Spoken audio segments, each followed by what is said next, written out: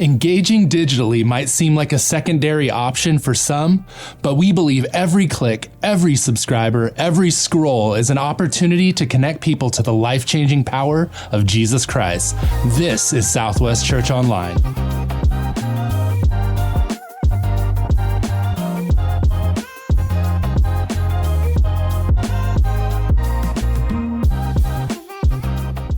Hey family, I've been looking forward to today for some years. We're in a series that we call Purpose, Even in the Storms. And I'm presenting to you none other than my longtime friend, Pastor Jeff Maguire of Harbor Point Church down in Orange County. Jeff and his wife Amanda have been friends with me in April for the last few years. We love small groups here at Southwest Church because we love discipleship. And I'm in a small group of fellow senior pastors. We've been doing life together, getting wisdom from our pastor who pastors us as we pastor others. And me and Jeff have been locked in the throes of just doing life together in community for the last several years. He's inspiring, he's wise, he's insightful, he's scholarly, but preachy, but creative all at the same time. He just has a beautiful mind. And you're going to see that today as you hear God's word through him. Man, I love this guy. I believe you're going to love him too. Put your hands together and welcome my partner, Pastor Jeff Maguire. Preach, Reverend. All right, Southwest, what's happening? How are you guys? Some of you are all right. Okay, it's hot out there, I guess. It's the desert. That's okay. My name's Jeff. Like Ricky said, I just want to tell you before we get started, if you're new to this place, this is a great church. It's a great church. It really is. I mean, honestly. If you're not sure, maybe you came during the At the Movie series, you're kind of like, they do some pretty creative stuff around here, and maybe you're not sure about yet if you want to be in a small group, whatever. I'm just telling you, just don't waste your time. Just get plugged in. This is a great community. When it comes to Ricky, I just admire him so deeply. He is so committed to you as a church. He weeps for you guys. He prays. When we're together as a group, I have seen him honestly, he is just weeping for you guys, praying for you guys, wanting the best for this community, to make sure there's a huge impact that happens through this church and the community for God's power. I mean, he is just so committed to you, and I love him so much. He's just one of the most talented people I've ever been around in my life, which is why I'm so terrified to teach at his church. My church is, just to give you a quick sense of that, our church in Harbor Point Church, it's in San Juan Capistrano, or as Ricky, there's a woo for, San Juan, okay, great. But Ricky always says, he always makes fun of me because he goes, you guys always, you don't say it the way you're supposed to say it. I'm like, what do you mean? He goes, you really say it like this, San Juan Capistrano, because it's right next to the beach. We're a lot of surfers, whatever else. I'm always trying to convince Ricky to go surfing with me. He's trying to get me to play golf. We've never done either. Anyway, but great to be with you guys. If you are, we're gonna be in Numbers 13 today and 14. If you need a Bible, the great folks at Southwest Church will give you a Bible. Just raise your hand, they'll get it to you. I'm also told you're allowed to steal it. If you don't have one, you just write your name and walk out of here. You can steal from God's house today. So you can go ahead and do that. Just steal a Bible only. After that, nothing else, all right? But great to be with you guys. Let's jump right to it. Can we all agree that one of the most critical skills that a person needs to have in Southern California is the ability to drive on the freeway? And before someone can drive on the freeway, they have to learn how to get onto the freeway. Anybody in the room, anytime recently or presently, trying to teach a 15-and-a-half-year-old how to merge onto the freeway? Lord be with you. Yeah, right there. Yeah, your mom. Anybody else right there? Yep, so I see a hand over there. Do we have a support group afterwards? We're gonna be meeting and just talking about this, because I just wanna tell you, my youngest is 16 years old, so I've done this now 3 times. And I just wanna tell you, if you have little kids, one day I come to you from the future. You're gonna have to teach this person to get on the freeway. And I wanna tell you, this is a confession. I'm not bragging about this, is a confession. I'm sorry right now, but you have to know, so we're all on the same page.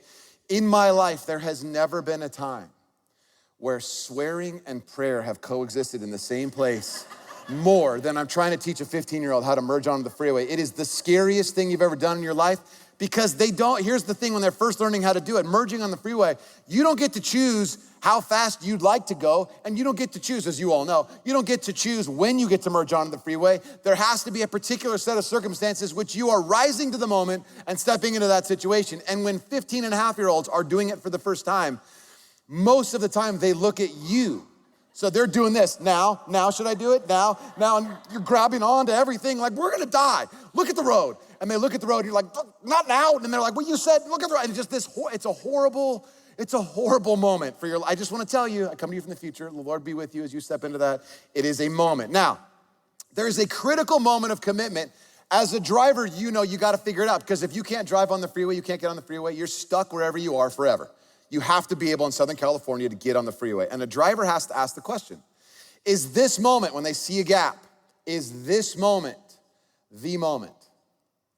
There's lots of different cars going by, I've now matched speed. Is this moment when I'm trying to get on the freeway, is this moment the moment? Or to say it a little bit more broadly, probably for the rest of us in other circumstances in our lives that may or may not involve getting on the freeway, but how do you know when a moment is the moment? How do you know when a moment is the moment? And some of you right now, you walked in here, you're in the middle of a moment and you think this might be the moment. There's a situation you're up against, a decision you have to make. There is someone who's looking at you, depending on you. There's someone else that's, you're looking at, depending on them. You're trying to figure out all kinds of stuff out in your life, and you're wondering whether it's a financial decision, it's a job decision, it's a family decision, it's a relationship decision. Is this moment the moment? Some of you are in a moment right now. Some of you are in a faith moment. Is this really a moment where I make a decision to follow Jesus, come back to Jesus? Who knows? Is this moment a moment? How do you know the difference between a moment and the moment? Now, the assumption is this: the inability to kind of recognize when a moment is the moment, that constitutes a kind of failure. If a person merging on the freeway doesn't get that right, it's a kind of failure. And for a lot of us, maybe you grew up in the greatest home ever, where failure is just part of learning. And we failed and we just learned.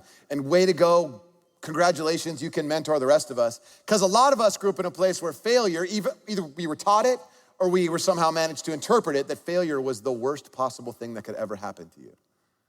And so we believed that failure was intolerable. It's just something we just cannot live with. We can't abide it. It's part of the reason we just do not accept it. We don't accept failure, and we don't accept it in ourselves. We actually find it, for people who find it to be intolerable, which is most of us, you can tell someone finds it intolerable because they often are secret keepers who look to find failure in other people. Point that out. But we also know there's something else about failure, that it's also unavoidable. So we're kind of trapped to kind of deal with the thing that we don't want, can't stand, but also can't avoid. We can't avoid it. Now, there's lots of different kinds of failures. I'm gonna probably take a little bit of a step here. Bear with me a little bit. The Bible says it like this: if we claim to be without sin, which in itself is not just failing, but if you could kind of imagine, at least that's an umbrella big enough to capture a lot of failure. If we claim to be without sin, which we could call a version of failure, we deceive ourselves and the truth is not in us. You see, whatever we may not want to face but have to face, that actually, our ability to face things we don't want to face that are intolerable but also unavoidable, that's actually how we handle those situations is a measure of our maturity. I don't want to face it, but I have to.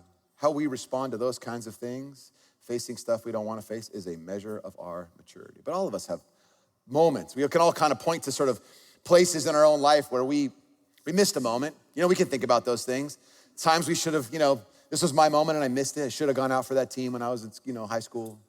Should have ran for that off. Should have applied for that job. Should have leaned in for that kiss. Didn't. She's still wondering about that. He's still wondering about that. Whatever. Moving. Maybe I should have moved. Maybe I should have taken this job, or should have asked for a raise. Or maybe I should have initiated something in that relationship and I never did. And we also have moments, stories where it wasn't our moment and we went for it. We tried to take a job. We asked for a raise. Didn't work out. We leaned in for that kiss. Other person was not on the same page. Oh, hey, we're shaking hands. That's what we're doing now. That's what I was doing too. Whoops, we've all had that situation when we've gone by the process of impulse that said ready, fire, aim. That was us too. We've missed some moments. We've also kind of misjudged some moments. We got the things confused, which brings us back to the question, how do you know when a moment is the moment? How do you know when a moment is the moment? Here's a short answer. We know a moment is the moment when the cost of standing still or moving backward is greater than the cost of moving forward. You and I know that a moment is the moment when the cost of standing still or moving backward is greater than the cost of moving forward. Forward might be dangerous, might be a lot of stuff we don't know, but going backwards, that's actually more dangerous or more lethal or actually more damaging. So this is how you know when you've reached the moment. Still though, we miss moments all the time. Why do we do that? I mean, why does it sometimes happen? Sometimes we're just paralyzed. We just actually get to a place where we're like, I'm paralyzed by an indecision. I want to do something, but I'm just frozen.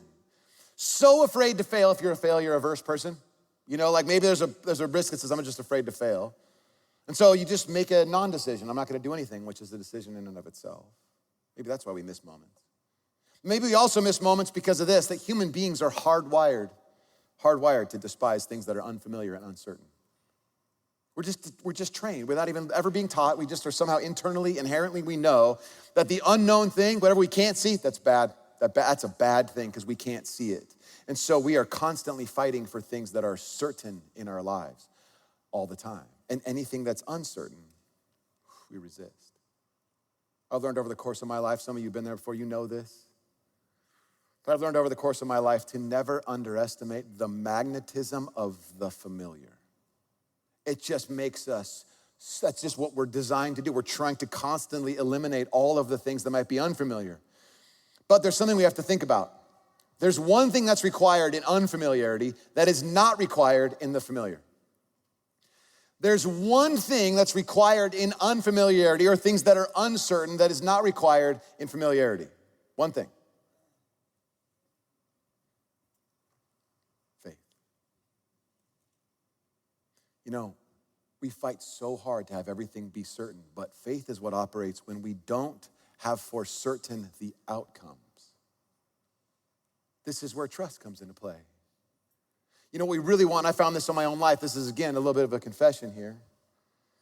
More often than not, the faith that I want the kind of faith that requires no faith.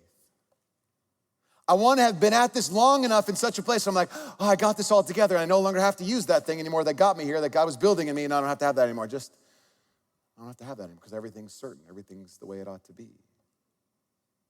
What we tend to want is a faith that requires no faith. But this impulse to kind of not move, to kind of stay still, to be frozen, it's not a new one, it's an old one. And one story in the Bible, many of you will be familiar with it. It's kind of the definitive example of it in the Bible.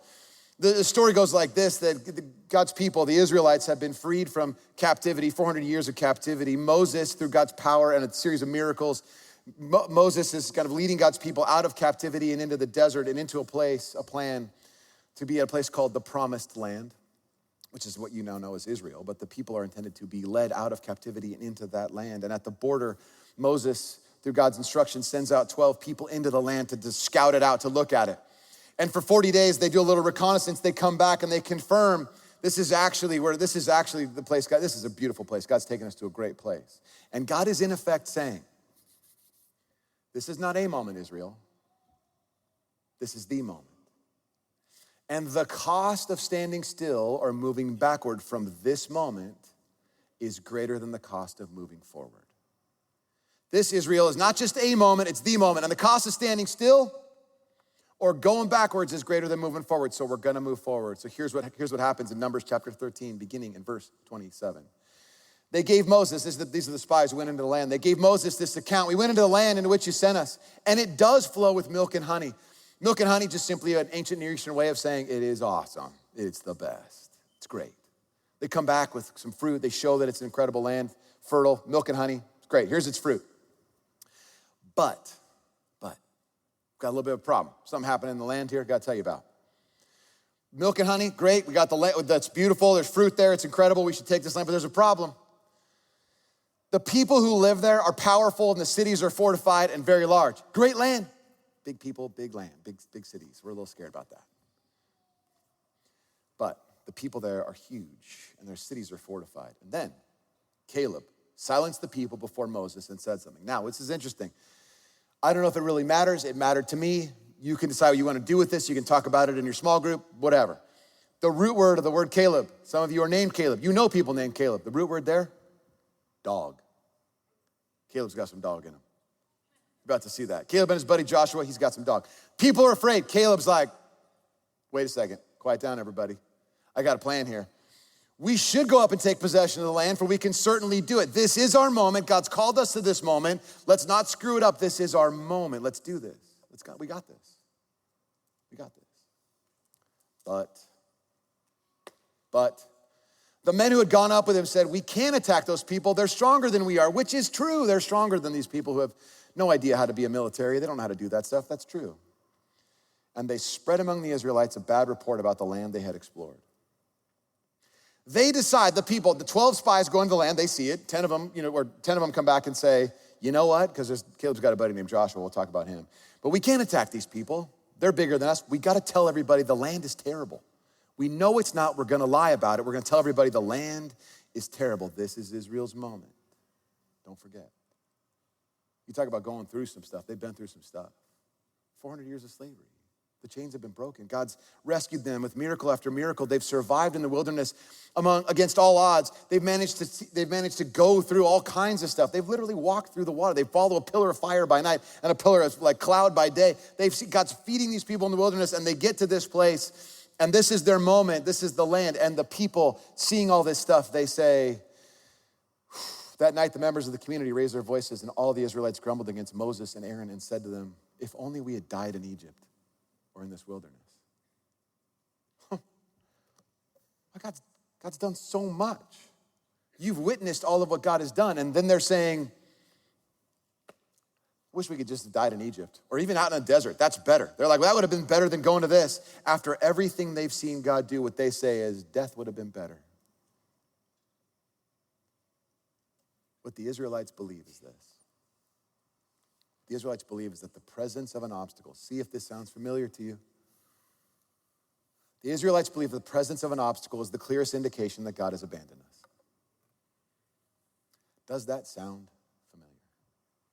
I feel like God's leading me in a particular place. Some of you may have this experience. Some of you aren't sure about whether or not God leads yet. Maybe we'll get you there. You're just checking the church out, maybe. But I'm just telling you, maybe you have the experience God's leading me to a particular place. And if he is, then shouldn't everything work out just so smoothly? Shouldn't everything just line up perfect? Shouldn't it just be easy? What the Israelites believe, that the presence of an obstacle is the clearest indication that God has abandoned us. It got hard, God must have forgotten us. Things look a little different than we expected. There's some uncertainty there. God's probably trying to kill us. That's what they believe. It got difficult.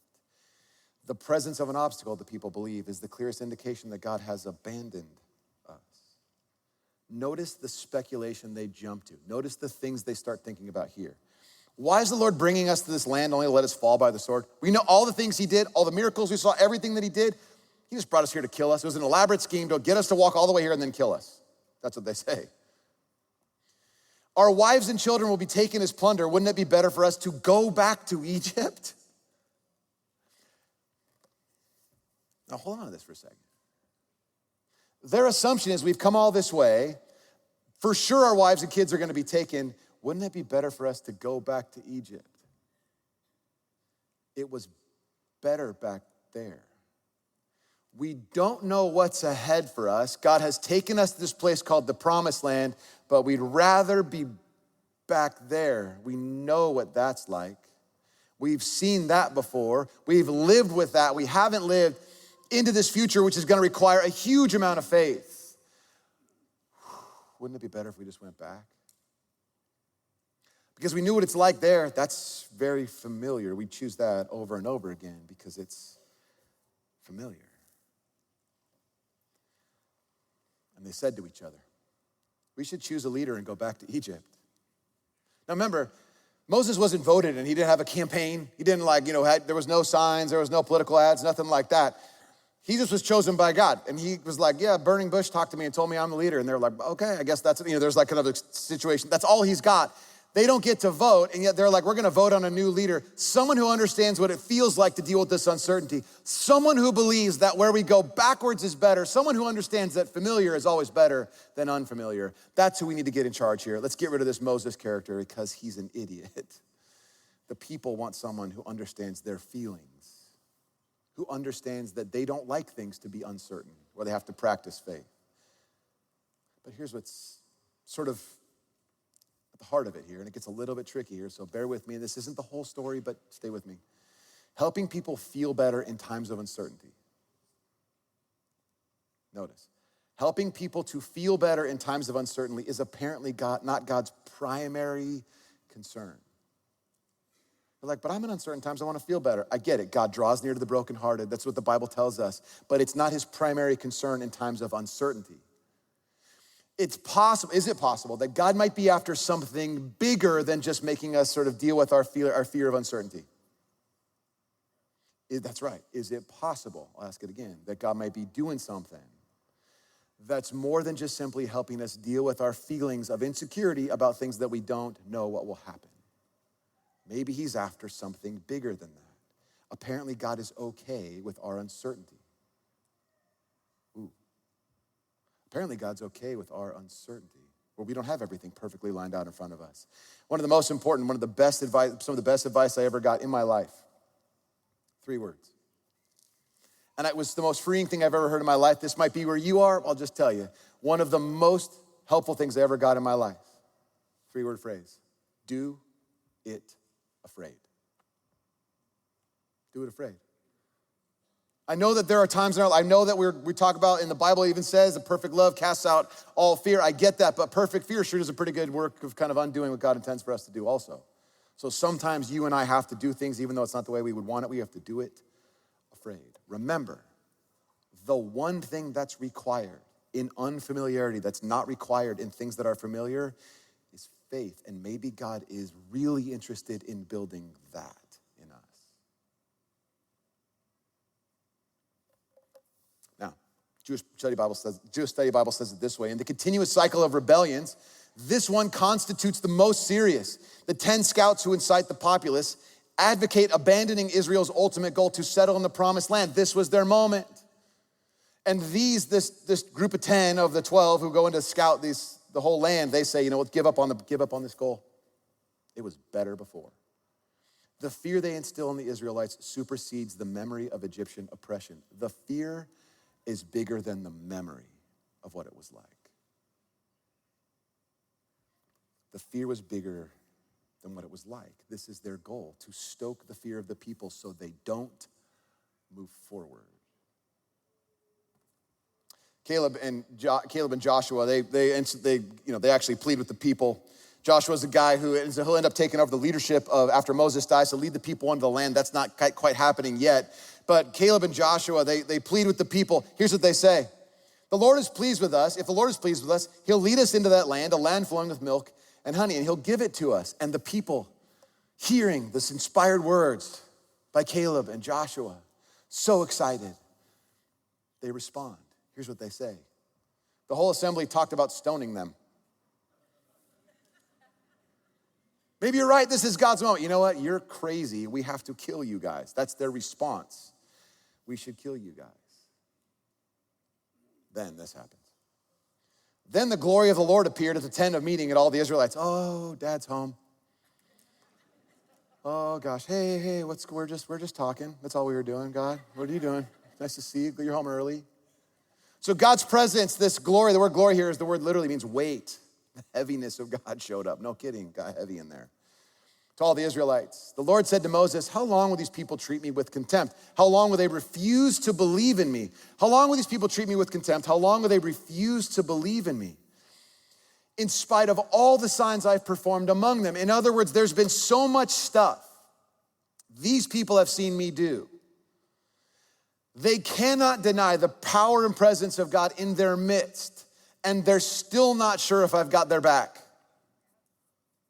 Still like, I don't know. He brought us here to kill us. We're here, and these foreign people are going to take our kids and run away with them.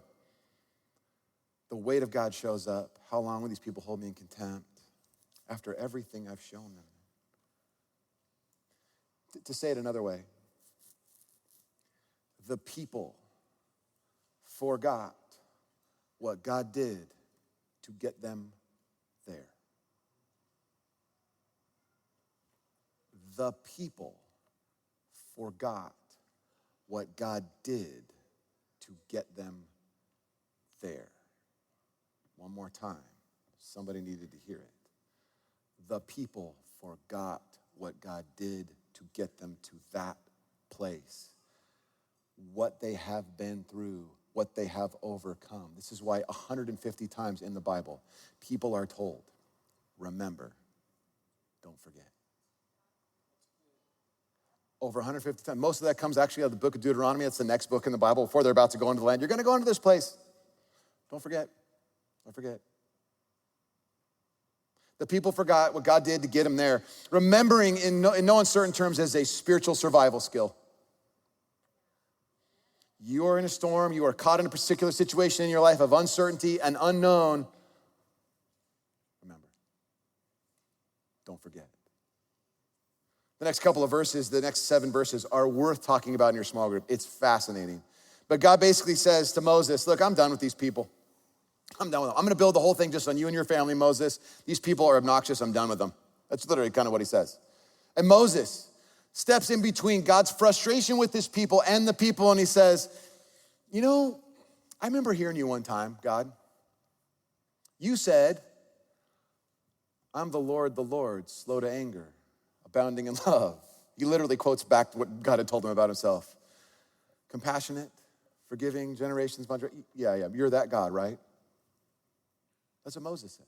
Moses stands between God's frustration with the people and the people themselves and says, remember, you're the God who's slow to anger, abounding in love. And then Moses does something incredible. Verse 19.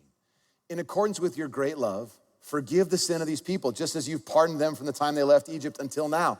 Remember, these people are like, we're done with Moses, get rid of him. Let's vote in a new guy. We're done with Moses. He's like, forgive him. These are also the people when Joshua and Caleb were like, we should go into the land. They were like, stone those guys, we gotta kill them. Moses is like, no. Because how tempting would it have been at that moment, just say, just take me and my family, we'll do this. Forgive the sin of these people as you've already done. They left Egypt until now. Then the Lord replied, I have forgiven them just as you asked. Which means, Moses, whatever it is that you've sought in prayer, I'm gonna actually respond to, which is, again, fascinating. Talk about it in your own small group scenario. But he's like, I get this, I'm gonna forgive them. But I think what's so important to keep in mind, the next word is unbelievably crucial here. I've forgiven them because there's something we gotta think about here. Nevertheless. I got that word a lot when I was growing up. I was good, I could make a presentation about why I should be able to stay out later or eat more candy or whatever else it is. I had pamphlets and the background music and PowerPoint presentation to my mom or whatever. Yeah, nevertheless. Because it means I understand what you are saying, but there's something else I have in mind that you are not calculating.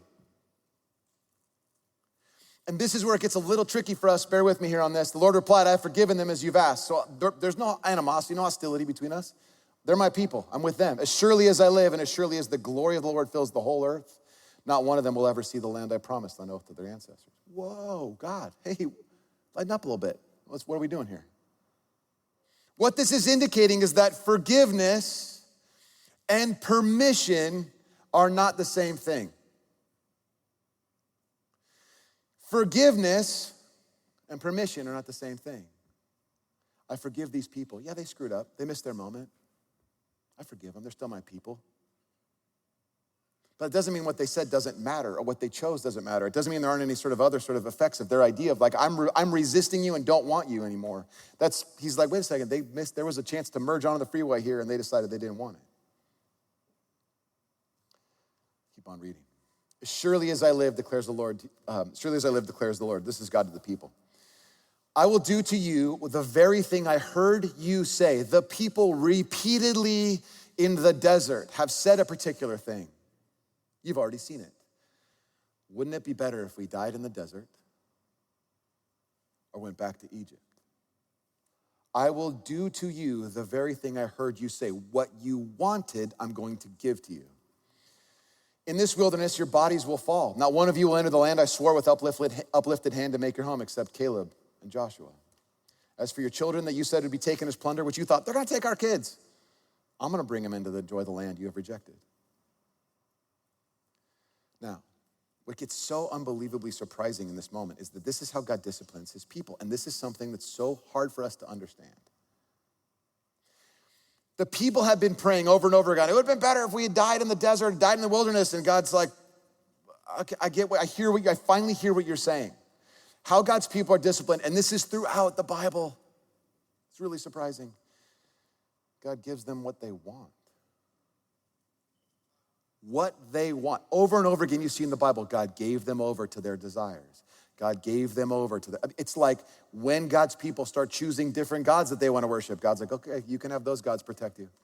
When people want to pursue their own desires and they chase down their own desires, the way God's discipline works is just, you don't want my life, then you can have this one. That seems to be the most effective. The way God disciplines his people apparently is to give them what they want. He gives the people over 40 days for scouting went on in the wilderness, and then he gives them 40 years of wandering in the desert, which many of you know the story. Then the people hear this. Check this out. The people hear this. When Moses reported this to the Israelites, they mourned bitterly. We're really sorry. And early the next morning, they set out for the highest point in the hill country, saying, now we're ready to go up to the land God promised us. Surely we have sinned. Okay, God, we got it. I'm just kidding about the whole thing about dying in the wilderness. We're good. We got this. Let's go. And they go. But like I said, when you merge onto a freeway, you don't get to choose how fast you want to go. You have to go as fast as it takes. And the moment is the moment. And these people are trying to decide, I think we should do this on our own. Moses says, wait a second, you guys, you can't just decide when you want to go. It's when the moment presents itself. That's the moment. And Moses said, why are you disobeying the Lord's command? This will not succeed. Do not go up because the Lord is not with you. You will be defeated by your enemies. You aren't strong enough to handle this on your own. You think that you are, but you're not, and you will be defeated. You are on your own. You missed your moment. Here's what Moses is saying, and this is so hard for us to get. It's real, but here's what he says. You missed the moment. There was a moment and you missed it. God's forgiven you. He's still your God. You are still his people. He's with you, but that was a moment you missed, and you don't have what it takes. Now, that's something we don't expect God to say to people. We don't have what it takes. All of our mentors always tell us, you got what it takes. He's like, wait a second, you need me. You need me. You don't have what it takes on your own. These people are bigger and stronger than you. You got that right. And I was going to go with you, but you're on your own. You decided to go on your own. So Moses tells them, don't go. The people, I heard what you said. I got other plans though. Nevertheless, the people say, notice who's saying it now, the people. In their presumption, they went up toward the highest point in the hill country.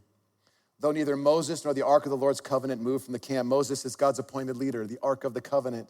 The ark is it's just a word that means container, a box. You're like, Noah had a big box. Yeah, that's right, he did a big box, animals in it, okay? But the Ark of the Covenant, the Ark inside this tabernacle, the tent of meeting as it was called earlier, in that place, in the far inside of it, in the most holy place called the Holy of Holies, there is this box, this container. And it is in that box, this Ark, where God's presence is said to reside among the people. Later it will go into a temple when the temple gets built. But this is where God's presence resides. Here's what's being said. Neither Moses nor God's presence itself, himself, is with the people. It did not move. The thing is, what Moses is trying to say is you are on your own.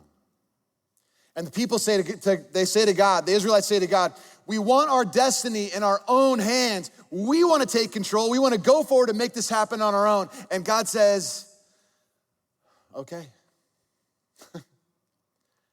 I don't know what else I can do to try to convince you that you need me to do this. If the only way you'll be convinced is if you do it on your own, then do it on your own.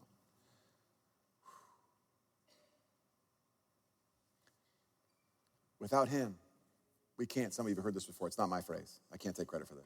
Without him, we can't. Without us, he won't.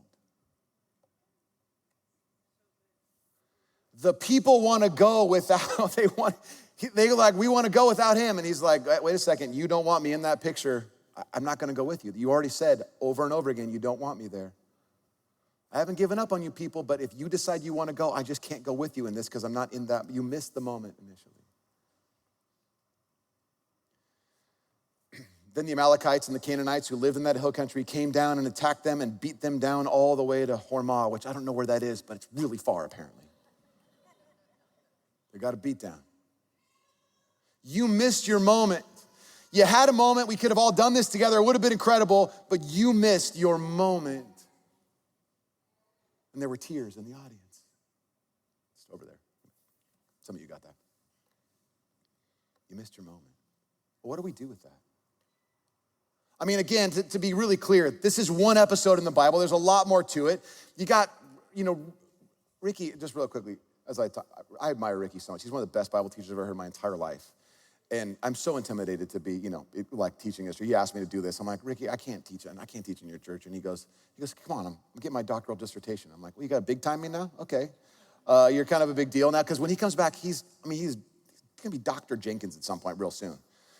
And I have so much respect for him. And, as he teaches God's word, one of the things he gives you such a great, he covers so much to help you understand so much stuff. And this is one instance in the Bible. And there is far more to be talked about, but I want to make sure we're all clear on a couple of things. And I got to speed it up a little bit. But here's what we go. This message could be a conversation. It's just about where fear won over faith. That would be a fair assessment of this particular passage, where fear was bigger than faith and faith lost out, for sure. But there's another more sophisticated thing I think that God's calling us to kind of consider in this passage. While this is true, this is a moment where we look at what happens when fear is bigger than faith. There's another thing that's more sophisticated, and it's this. It is about the fear of having to have faith. These people want to show up to the land that God had intended for them and have it just work out fine. They don't want a situation where they have to trust in what they can no longer be certain about. We don't know about these people. We don't know about this land. We don't know what's going to happen. All we've got is you. This is about a fear of having to have faith. Now, Israel is asking the question, God, are you going to take us to a place where faith is no longer needed? And God's like, no, that's not my goal. I want you people to be increasing in your faith is what God is saying. And so let me ask you this moment in your life. So many of you walked in here today. Let me ask you, into what place of uncertainty is God inviting me to step forward? Whatever that might be in your life, whether it's a job thing, whether it's a family thing, it's a home thing, it's a relational thing. I don't know what place of uncertainty is God inviting me to step forward. Because you're in a moment and you can't stay back. You can't stay and you can't go backwards. You're afraid to step forward. You're certain the future. The only thing you can be certain of is that the future is not free of obstacles. And you're wondering, is this going to require faith greater than me? Greater than what I've already got? And the temptation, because it's scary, the temptation is, well, maybe I could stay still or go backward. But you know you can't. And the rising fear in you is this. This is where God abandons me. He brought me here to die. All the stuff he did before brought me here to die. And it is causing you to confuse the moment with just another moment. Into what place of uncertainty is God inviting me to step forward? Now, before we answer that question, let's answer another one. What did I have to go through to get here? Probably better said is, what did God bring you through to get you here? Because there's a lot of us who are thinking to ourselves, wait, I can't make this next decision, but is it possible? And you may be a person, like I said before, you came and visited Southwest Church during some of that at the movie stuff, and you're like, this is pretty cool, but I'm not sure still. And you're not really comfortable with the idea that God actually might be doing some stuff in your life. That's okay, we're comfortable with it for you, okay? But I'm just telling you, is it possible that you made it through some stuff because God's hand was in it? And you didn't know it. Is it possible you made it through some of that stuff because God's hand was in it? You've been through loss. You've been through moments of deep shame in your life. You've seen family kind of come unraveled. You've been the victim of some kind of addiction in your own life. Maybe you weren't even a person who was addicted. It was someone else connected to you, that it was just sort of a spillover effect into your own life. You've got a past shame or a past hurt or a past weakness. You got illness. But you got up. You took a breath. You made it here today. Does God have a track record of getting you through some stuff? Because you're up against some uncertainty. Does God have a track record of getting you through some stuff? Let me ask again. Into what place of uncertainty is God inviting me to step forward now?